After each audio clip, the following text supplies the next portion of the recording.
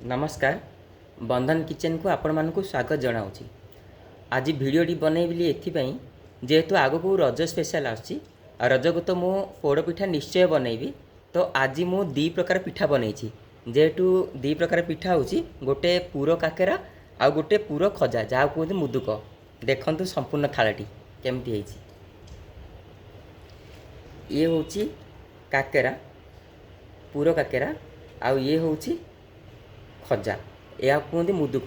यही पिठाटी आपणकर मास मास संख्या आपड़ स्टक रखी खाईपारे किंतु ये आपणकर अलरेडी खराब हो जापे गोटे दिन या 2 दिन भितर किंतु यही पिठाटी जो आप स्टक करके मसे भी खाईपारे। आउ ये पिठाटी ना बहुत टेस्ट देखंतु केमिति लागिव किंतु आर रेसिपी ना बहुत कष्ट बनैबार आपन को बहुत परिश्रम करिया पड़िबो एई रेसिपीटी। आउ मु केतल बनैले आपन को रेसिपीटी शेयर करिवि। नमस्कार।